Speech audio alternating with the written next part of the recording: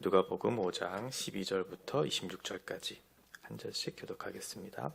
예수께서 한 동네에 계실 때에 온 몸에 나병 들린 사람이 있어 예수를 보고 엎드려 구하여 이르되 주여 원하시면 나를 깨끗하게 하실 수 있나이다 하니 예수께서 손을 내밀어 그에게 대시며 이르시되 내가 원하노니 깨끗함을 받으라 하신대 나병이 곧 떠나니라. 예수께서 그를 경고하시되 아무에게도 이르지 말고 가서 제사장에게 내 몸을 보이고 또 내가 깨끗하게 됨으로 인하여 모세가 명한 대로 예물을 드려 그들에게 입증하라 하셨더니 예수의 소문이 더욱 퍼지매 수많은 무리가 말씀도 듣고 자기 병도 고침을 받고자 하여 모여오되 예수는 물러가서 한적한 곳에서 기도하시니라. 하루는 가르치실 때에 갈릴리의 각 마을과 유대와 예루살렘에서 온 바리새인과 율법 교사들이 앉았는데 병을 고치는 주의 능력이 예수와 함께 하더라. 한 중풍병자를 사람들이 침상에 메고 와서 예수 앞에 들여놓고자 하였으나 무리 때문에 메고 들어갈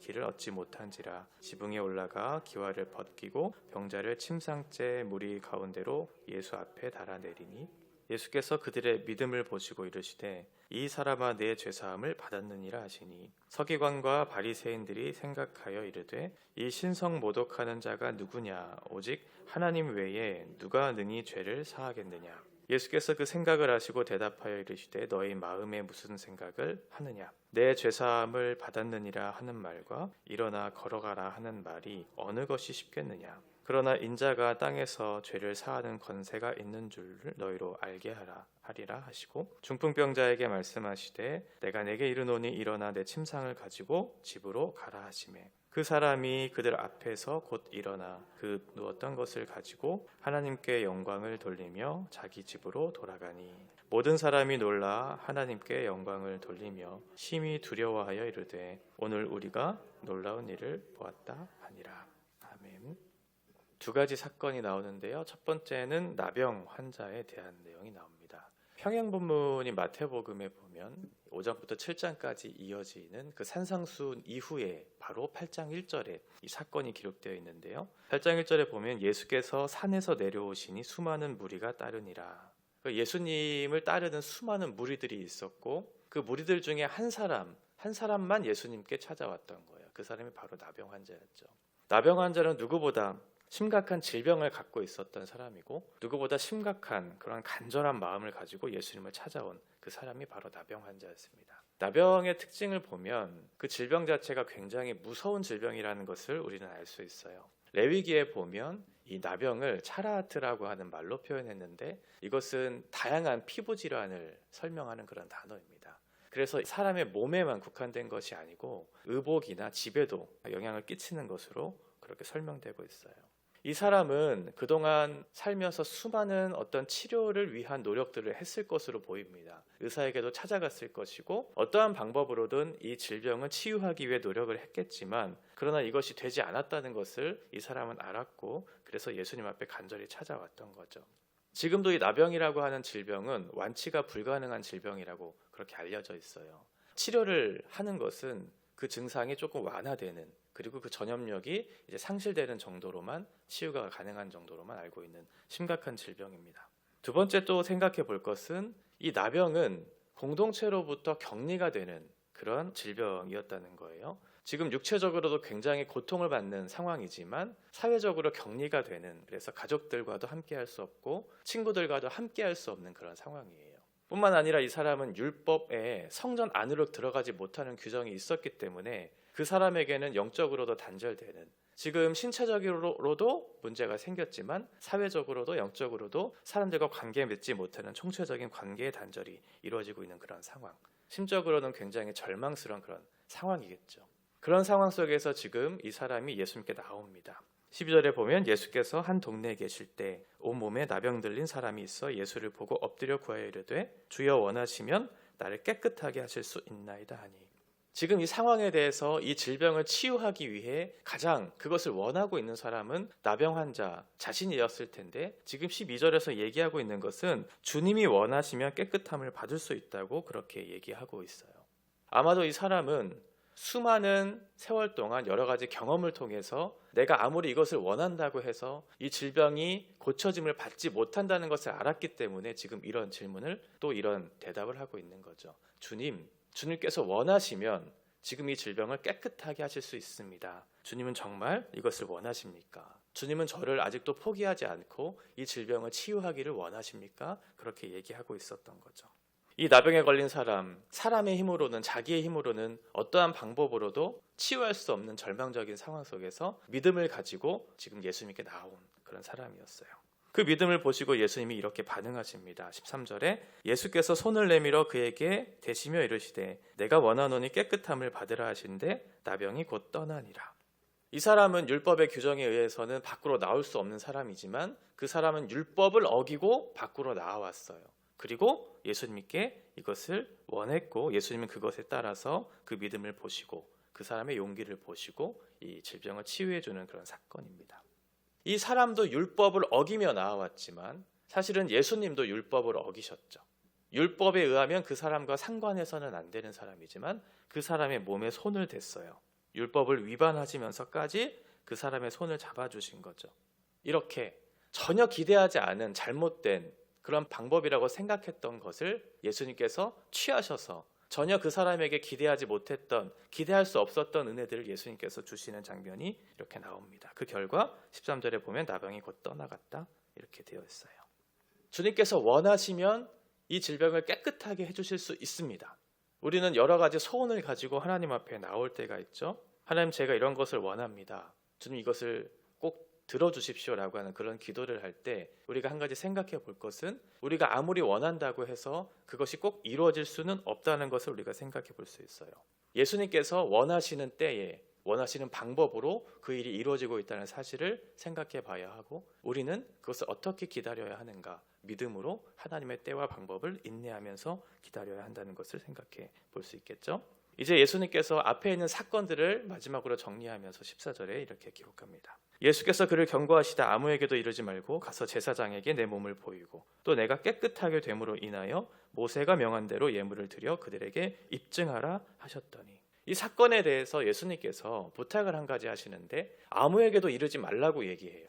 왜냐하면 예수님께서 이 땅에 오신 목적에 대해서 그 사람들은 아직은 알지 못했기 때문에, 그래서 예수님이 이 땅에 오신 계획에 차질이 생길 수도 있기 때문에 이 사실을 알리지 말라고 얘기해요. 다만 그 뒤에 나오는 것처럼 제사장에게 내 몸을 보이고 깨끗하게 됨으로 인해서 모세가 명령대로 예물을 드려 그들에게 입증하라. 레위기 14장의 규정에 보면 이제 불결하면서 벗어나게 되면 제사장에게 그 몸을 보이고 나서 사회적인 격리가 해제되는 그런 조치를 하는 것을 우리가 말씀을 통해서 볼 수 있거든요. 예수님은 그것을 지금 말씀하셨고 구약의 율법에 약속된 그 율법을 예수님이 성취해 주시는 분으로, 그렇게 구원해 주시는 분으로 이 사건을 마무리하고 있다는 것을 생각해 볼 수 있습니다. 두 번째, 중풍병자를 고치는 사건. 이 장소는 마가복음 1장에 보면 안드레와 베드로의 집이라고 하는 장소가 나와요. 아마도 그 집에서 이루어진 사건이었던 것 같아요. 예수님께서 오셨다는 그 소식을 듣자마자 수많은 사람들이 그 집을 둘러싸고 예수님을 기다리고 있는 그런 상황 중에 18절에 보면 한 중풍병자를 사람들이 침상에 메고 와서 예수 앞에 들여놓고자 하였다. 이 중풍병자는 스스로의 힘으로는 걸어갈 수 없는 사람이죠. 그래서 누군가의 도움을 받고 옮겨갈 수 있는 그런 사람. 이 사람은 신체적으로 죽어있는 그 사람이에요. 침상에 누워 있었고 마가복음 2장에 보면 4명의 사람들이 함께 그 침상을 이렇게 메어서 지금 왔다고 그렇게 기록하고 있어요. 19절에 보면 무리 때문에 메고 들어갈 길을 얻지 못한지라 지붕에 올라가 기와를 벗기고 병자를 침상째 무리 가운데로 예수 앞에 달아내렸다. 당시 팔레스타인의 집 구조를 보면 1층의 구조로 되어 있어요. 그리고 그 집의 지붕에 보면 평평하게 이렇게 되어 있거든요. 그리고 그 지붕으로 올라가는 계단들이 있었어요. 아마도 그 계단을 이용했던지 어떠한 방법으로든 그 지붕 위로 올라갔던 것 같아요. 그 지붕은 나무로 된 대들보 위에 나무나 갈대나 나뭇가지들 이런 것들을 쌓아놓고 진흙으로 이겨서 이렇게 평평하게 지붕을 만들었었거든요. 그것을 뜯어다가 그 밑으로 그 침상을 내려서 예수님을 만나게 한 거죠. 이런 믿음, 그런 어떤 절망적인 상황, 불가능해 보일 것 같은 상황들, 이것들을 뚫고 지금 예수님께로 나온 그 친구와 그 당사자의 믿음. 그 믿음을 보시고 예수님이 이렇게 반응하십니다. 20절에 예수께서 그들의 믿음을 보시고 이르시되 이 사람아 내 죄사함을 받았느니라 하시니, 예수님께서 그들의 믿음을 보시고 지금 죄사함, 구원의 은혜를 주셨다는 사건을 지금 얘기해주고 있죠. 우리가 믿음을 갖는다고 하는 것, 우리 자신이 믿음을 갖는 것도 중요하지만 내 주변에 있는 다른 사람들의 믿음을 보시고도 예수님께서 이렇게 일을 해주신다는 사실을 우리가 생각해 볼 수 있습니다. 다른 사람의 믿음을 통해서도 이런 어떤 구원의 사건을 이루시는 것, 물론 이 믿음이라고 하는 것을 통해서 이 죄사함과 구원이 어떻게 연결될 수 있을까를 우리가 분명하게 따지고 그렇게 생각해 볼 문제는 있지만, 다른 사람의 믿음을 통해서라도 간접적으로 죄사함의 권세를 이루시는 하나의 수단으로 그렇게 우리에게 은혜를 베풀어 주신다는 것을 우리가 잊지는 않아야 되겠습니다. 분명히 이 사람에게도 믿음이 있었어요. 그 네 사람의 믿음을 보셨다 이렇게 표현하지 않고 그들의 믿음을 보셨다고 했을 때 그들 안에는 아마도 이 침상째에 누워있는 이 중풍병자의 믿음을 보셨다는 것을 우리가 생각해 볼 수 있죠. 왜냐하면 예수님께서는 그 사람에 대해 죄사함을 받았다 이렇게 얘기하고 있기 때문에 그래요. 죄사함, 구원을 받을 때에는 다른 사람이 대신 믿어졌기 때문에 그 사람이 구원을 받는 것은 아니거든요. 그러니까 이 사람, 침상째에 누워있는 중풍병자에게도 그 지붕을 뚫고 가는 그 여러 가지 과정과 상황 속에 믿음을 가지고 내가 예수님께 나아온다라고 하는 사실을 가지고 있었다는 것을 우리가 확인할 수 있죠. 그런 믿음을 가지고 지붕을 뚫고 나온 그 사람들의 모습을 보면서 한 무리들이 그 사건에 대해서 반응하는 내용이 나와요. 21절에 서기관과 바리새인들이 생각하여 이르되 이 신성 모독하는 자가 누구냐? 오직 하나님 외에 누가 등이 죄를 사하겠느냐? 이 서기관, 바리새인들, 이 사람들은 율법에 기록된 대로 이 죄사함의 권세를 갖고 있는 사람은 하나님 한 분뿐이라는 것을 분명하게 알고 있었어요. 그래서 이 사람들의 생각 자체는 틀리지 않았죠. 왜냐하면 예수님은 하나님이 아니라 단순히 인간이라고 생각을 했기 때문에 이 사람이 죄사함의 권세를 선포하는 것 자체에 대해서 신성모독이라고 그렇게 얘기하고 있었어요. 그러니까 이 사람들의 생각과 말은 틀린 것이 아니었죠. 그때 예수님께서 그들의 반응에 대해서 반문을 하세요. 두 가지의 반문을 하고 난 다음에 예수님이 그 사람들에게 또 함께 있는 사람들에게 무엇을 가르쳐 주시려고 하는지를 마지막으로 말씀해 주십니다. 첫 번째 반문을 보면 22절, 예수께서 그 생각을 아시고 대답하여 이르시되 너의 마음에 무슨 생각을 하느냐? 그 사람들의 마음을 꼬집고 있죠. 이 누가복음에서는 그 마음이 어떠한 마음인지는 정확하게 드러나고 있지는 않지만 마가복음 9장 4절에 보면 그 사람들의 마음에 대해서 너의 생각에 악한 생각을 하느냐 이렇게 되어 있어요. 그러니까 악한 의도를 가지고 질문을 한 거예요. 그 사람들이 생각했던 그 품었던 그 마음은 예수님이 죄를 용서하시겠다라고 하는 그 말씀 자체를 받아들이지 않았던 거죠. 예수님이 누구신지 몰랐던 거예요. 예수님께서 이 땅에 오신 목적이 무엇인지를 알지 못하고 악한 마음을 가지고 대적하는 마음으로 지금 물었던 거예요. 하나님 외에 누가 능히 죄를 사하겠느냐? 이런 생각 자체를 가지고 있는 것을 예수님께서는 악하다고 얘기했어요. 예수님이 말씀해 주셨는데 예수님의 말씀에 반해서 자기의 생각을 가지고 자기가 그동안 해왔던 기준과 경험을 가지고 지금 예수님의 말씀과 예수님을 판단하고 있는 것이죠. 이것이 예수님께서는 악한 것이라고 얘기하고 있어요. 우리가 생각했을 때 이해되지 않는 상황들이 있을 수 있죠. 우리의 경험으로 너무나 확실한 것들이 있을 수 있어요. 그러면 우리가 하나님 앞에 반문할 때 있죠. 내가 이런 것을 경험해 보았고 내가 이런 것을 알고 있는데 하나님의 말씀이 이렇다 할 때 나는 그 말씀을 받아들일 수 없습니다 라고 그렇게 마음을 갖고 있는 것 자체가 악한 것이라고 얘기하는 거예요. 지금 예수님께서는 이 두 사건을 통해서 우리에게 가르쳐 주시려고 하는 것이 분명한 것이 뭐냐면 예수님이 누구냐는 거예요. 예수님은 왜 이 땅에 오셨냐는 거예요. 그 사람들이 알지 못하는 것, 그 사람들이 바라지 못하는 것, 그것을 알게 하시기 위해서, 그것을 주시기 위해서 이 땅에 오셨다는 것을 예수님 가르쳐 주시기 위해서 이 사건을 지금 말씀하고 있는 거죠. 두 번째 반론은 23절이에요. 내 죄사함을 받았느니라 하는 말과 일어나 걸어가라 하는 말이 어느 것이 쉽겠느냐? 예수님의 편에서는 두 가지 다 어려운 일이 아닌 거죠. 그리고 네가 일어나서 걸어가라 라고 그렇게 질병을 치유하는 것만 얘기했다면 지금 이 사람들의 반문, 대적하는 말을 듣지 않을 수도 있었어요. 왜냐하면 이전에 예수님은 그러한 일들을 이미 해오셨고 앞으로도 하실 수 있다는 것을 알고 있었기 때문에.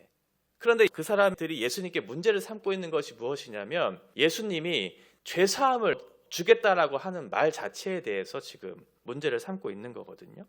네가 누구길래 하나님 한 분만 할 수 있는 그 죄사함의 권세를 선포하고 있느냐라고 하는 것에 대해서 지금 대적하고 있는 거예요.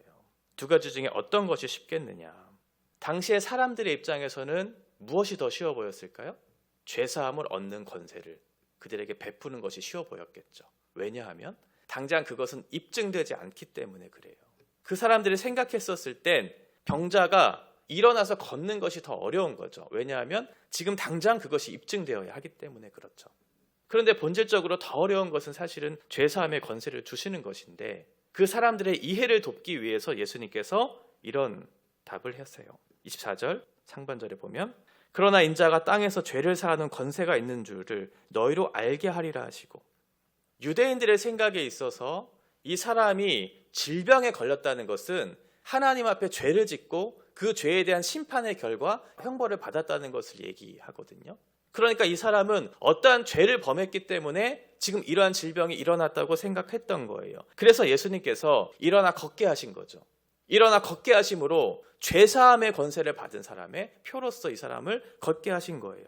그러니까 예수님은 이 두 가지 사건을 통해서 우리에게 가르쳐 주시는 것은 무엇이냐면 단순히 육체의 질병을 치유하기 위해서 이 땅에 오신 것이 아니고 인자가 이 땅에서 죄를 사하는 권세가 있다. 이것을 가르쳐 주시기 위해서, 그리고 너희가 그것을 아직 알지 못하는데 너희로 그 사실을 알게 하기 위해서 내가 이 사건을 지금 너희들에게 보여주고 있다는 것을 얘기하고 있는 거죠. 예수님이 누구신가? 인자라네요. 내가 하나님의 아들이라는 거죠.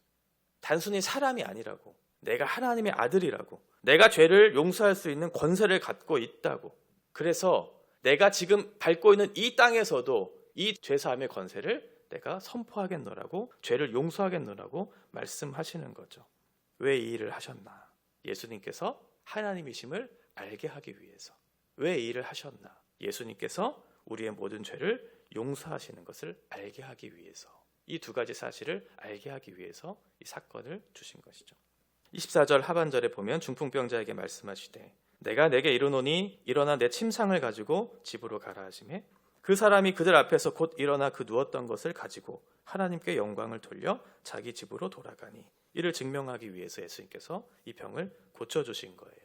그러면 예수님이 말씀해 주셨고 이 사건에 대해서 정확한 이해를 위해서 그 병을 고쳐주셨다면 사람들은 거기에 대해서 정확하게 반응해야 됐었겠죠. 예수님이 누구신지, 예수님이 이 땅에 왜 오셨는지를 알고 하나님께서 주시는 은혜를 누렸으면 됐는데 이 사람들의 반응이 어땠냐면 26절에 보니까 모든 사람이 놀라 하나님께 영광을 돌리며 심히 두려워하여 이르되 오늘 우리가 놀라운 일을 보았다 하니라. 놀랐어요. 어제 우리가 보았던 본문을 다시 한번 생각해 본다면 베드로의 반응이 어땠죠? 베드로의 반응. 베드로는 처음에는 주님에 대한 정확한 인식을 가지지 못했어요.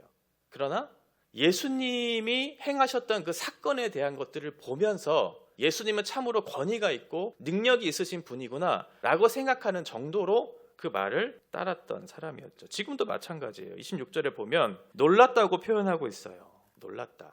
마태복음에 보면 이 사건 바로 앞에, 이 중풍병자를 고치는 사건 바로 앞에 어떤 사건이 일어나냐면 예수님께서 바다를 잔잔하게 하는, 풍랑을 잔잔하게 하는 그 사건이 있어요.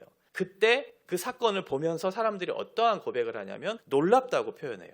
그 사람들이 놀랍게 여겨 이르되, 그 다음 말이 중요한데, 놀랐어요. 이 이가 어떠한 사람이기에 바람과 바다도 순종하는가 하더라. 놀랐어요. 근데 이 이가 어떠한 사람이기에 모르는 거죠. 예수님의 권위와 능력에 대해서 보고 놀랐는데 예수님이 누구신지 몰랐고 예수님이 이 일을 왜 하셨는지를 몰랐던 거예요. 예수님 지금 나병과 중풍병자를 고치는 사건을 통해서 우리에게 주시려고 하시는 내용은 두 가지예요. 병을 고치는 것, 이것 자체가 중요한 것이 아니고 예수님은 죄사함의 은혜를 우리에게 주시기 위해 오셨다. 이게 첫 번째고요. 두 번째는 그것을 가능하게 하는 분이 예수님이다 라는 것을 알게 하기 위해서 내가 지금 이 일을 하고 있다라고 얘기하고 있는 거죠. 우리가 주목해야 될 것은 무엇인가? 우리가 바라봐야 될 것은 무엇인가? 당장 눈앞에 보이는 문제, 이것의 문제를 해결하는 것에 우리의 마음과 시선이 가는 것이 아니고 그것을 통해서 주시고자 하시는 내용, 그것이 죄사함이고 그것을 통해 주시고자 하시는 은혜, 예수님이 누구신가를 아는 것, 이것을 우리에게 주시기 위해서 이 사건을 우리에게 기록한 것이죠.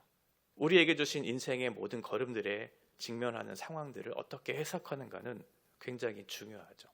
우리에게 경제적인 어려움을 주셨던지, 경제적인 풍요를 주셨던지, 우리에게 건강에 어려움을 주셨던지, 건강한 몸을 주셨던지, 상황적인 어떠한 상황들을 따라서 일희일비하면서 우리의 인생을 결정짓는 것이 아니고, 그 상황과 내용들을 하나님께서 왜 주셨는지를 생각하면서 그 안에 있는 본뜻이 무엇인지를 알고 그 내용을 이해하고 우리에게 주시려고 하는 그 은혜를 누리기 위해서 하나님께서 이 사건을 주셨다는 것을 우리가 잘 묵상할 필요가 있습니다.